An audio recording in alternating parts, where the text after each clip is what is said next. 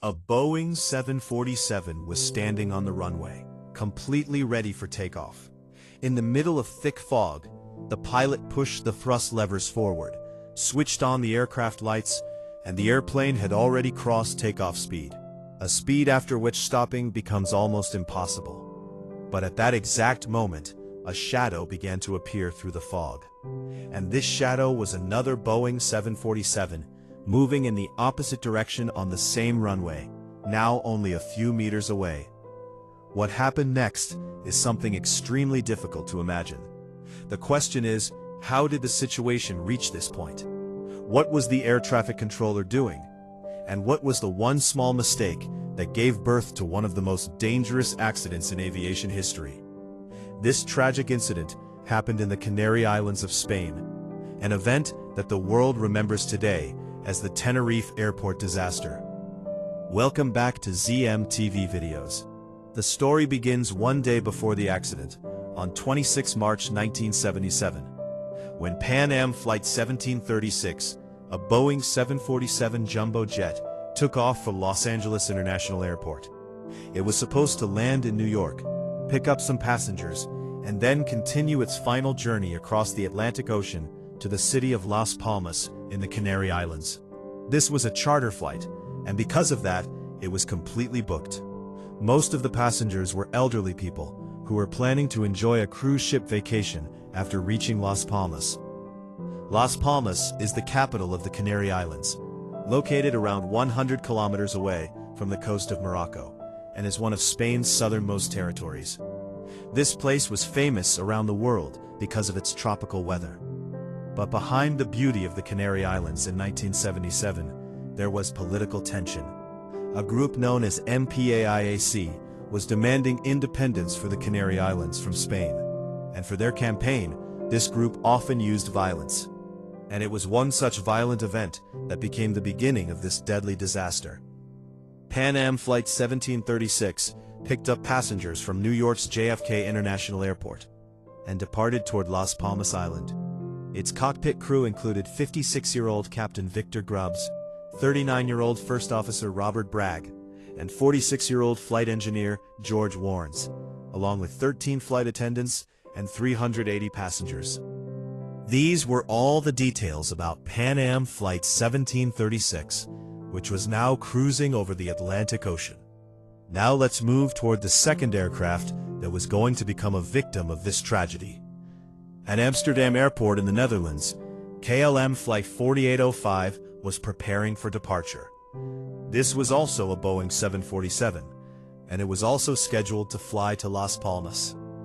In its cockpit were 50-year-old Captain Jacob, 42-year-old First Officer Klaas, and 48-year-old flight engineer William.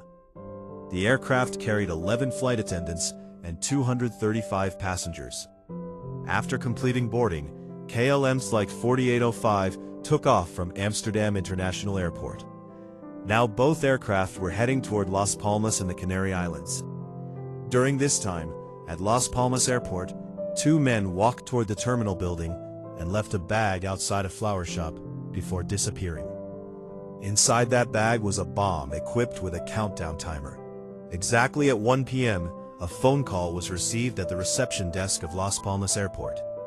The person on the other end claimed to be connected with the MPAIAC group, the same group mentioned earlier in this story, and warned that a bomb would explode inside Las Palmas Airport after 15 minutes.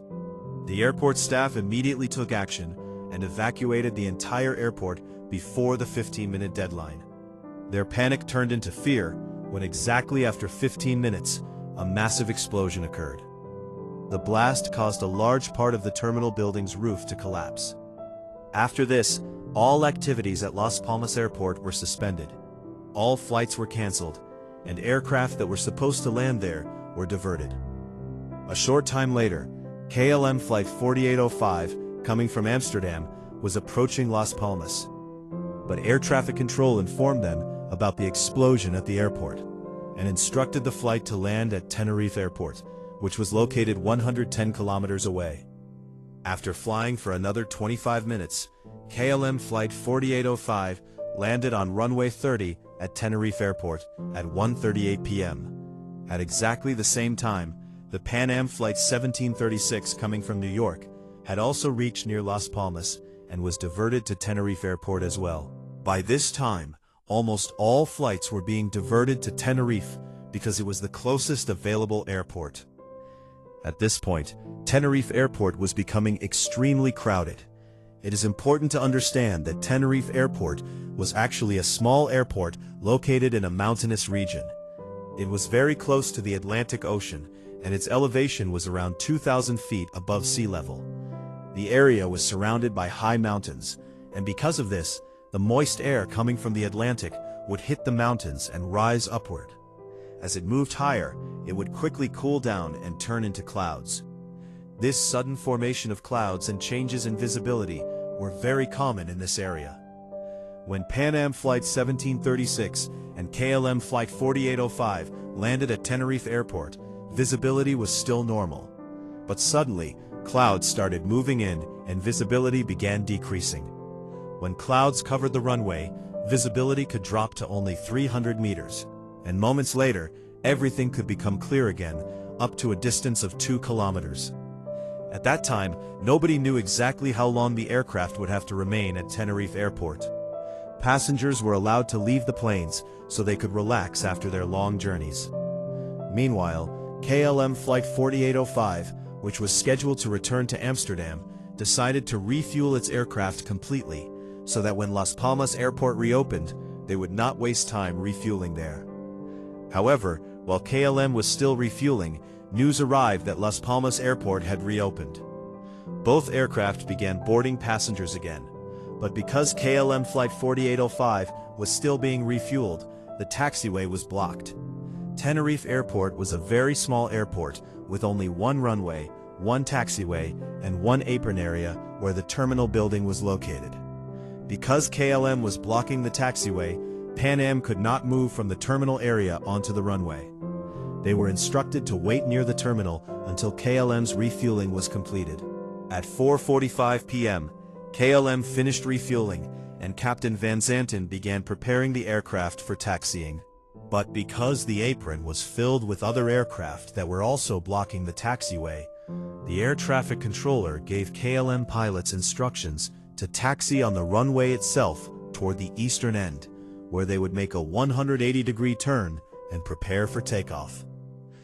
When KLM Flight 4805 started taxiing, the controller gave instructions to Pan Am Flight 1736 to follow KLM on the runway, but leave the runway through the C3 exit and move onto the taxiway. Visibility was becoming worse with every passing minute. KLM Flight 4805 continued taxiing along the runway, reached the eastern end, and made a 180-degree turn into the takeoff position. Pan Am Flight 1736 also started taxiing behind KLM. But because of the thick fog, the pilots could not properly identify the C3 exit. They were able to see the C1 and C2 exits, but they missed C3. One reason was that C3 was difficult to recognize because it was located at an angle that made it less visible. Another major problem was that Tenerife Airport did not have proper signs and markings for runway exits. The exit locations were mostly indicated through painted markings on the pavement, which were difficult to see in poor visibility. When Pan Am Flight 1736 crossed the C2 exit, KLM Flight 4805's captain contacted the control tower and requested permission for takeoff. And this was the moment when a series of misunderstandings began. Because of the heavy fog, the control tower could not see either aircraft. Also, Tenerife Airport did not have a ground radar system installed. The controller started giving KLM instructions about the route they should follow after departure. However, this message did not contain actual takeoff clearance. But inside the KLM cockpit, the crew misunderstood the communication and believed that they had received permission to take off. Captain Van Zanten replied, "We are at takeoff." It is still uncertain whether he actually said, "We are at takeoff," or "We are taking off." But the controller replied, "Okay." However, just a few seconds later, the controller sent another important message. "Stand by for takeoff. I will call you." This message clearly meant that KLM was not allowed to take off yet and had to wait. But unfortunately, this crucial message never properly reached the KLM cockpit because at the same moment, Pan Am Flight 1736, which was still on the runway, transmitted, "We are still down the runway." Both messages were transmitted at the same time, causing radio interference. Inside the KLM cockpit, the pilots only heard a distorted sound instead of the complete message. Pan Am Flight 1736, which had unknowingly passed the C3 exit, was then instructed by the control tower to inform them once they had completely left the runway. The Pan Am crew replied, "Okay," but by this time, KLM Flight 4805's captain had already pushed the thrust levers forward, believing that the aircraft had received takeoff clearance. The KLM flight engineer had heard the conversation between the control tower and Pan Am, and immediately warned the captain that the other aircraft was still on the runway. But for some reason the captain misunderstood his warning, and simply replied, "Oh yes," and continued the takeoff. Because of the heavy fog, the KLM pilots could see only around 300 meters ahead of them. The aircraft accelerated rapidly down the runway. At the same time, the Pan Am pilots suddenly saw bright landing lights appearing through the fog. At first, they thought KLM Flight 4805 was stationary on the runway. But within moments, they realized that the aircraft was moving quickly toward them. The Pan Am pilots immediately tried to turn the aircraft away from the runway, but it was already too late.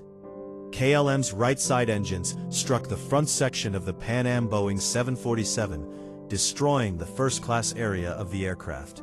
The impact tore off parts of the aircraft, damaged the landing gear, and caused KLM to become airborne for a short moment, before crashing back onto the runway around 150 meters away. A massive fire immediately broke out because KLM's fuel tanks were completely full. The intensity of the flames was so extreme that survival became almost impossible. All 248 people aboard KLM Flight 4805 lost their lives instantly. On Pan Am Flight 1736, passengers had almost no time to understand what had happened.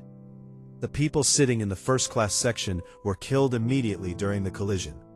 However, some passengers in the economy section survived, because the impact created openings in the aircraft's body through which they were able to escape. Several passengers jumped from a height of around 20 feet and managed to save their lives. Out of the 396 people aboard Pan Am Flight 1736, only 61 survived.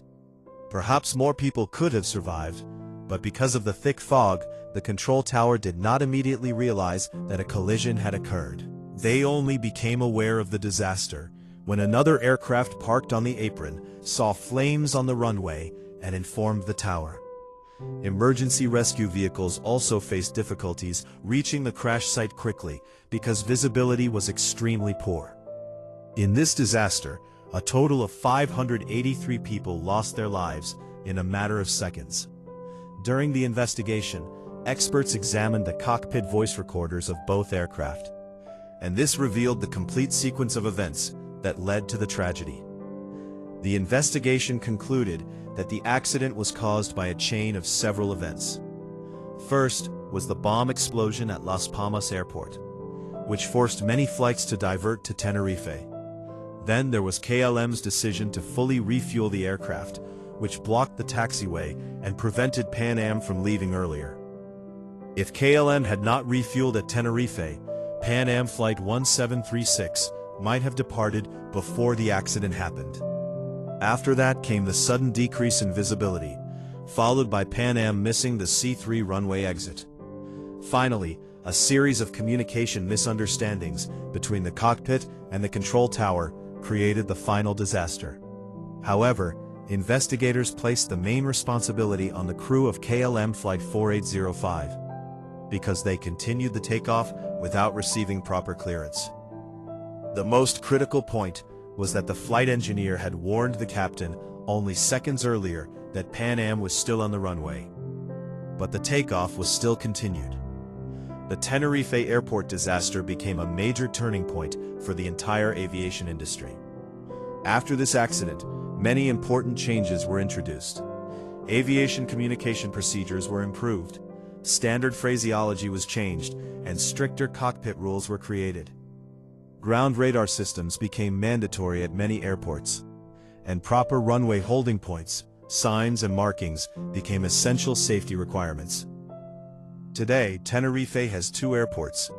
The airport where this disaster happened is Tenerife North Airport. Later, a new airport was built in the southern part of the island, at a lower altitude, where fog and cloud problems have much less effect on visibility.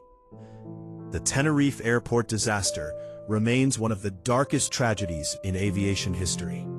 But the lessons learned from this accident have helped make air travel much safer for millions of passengers around the world.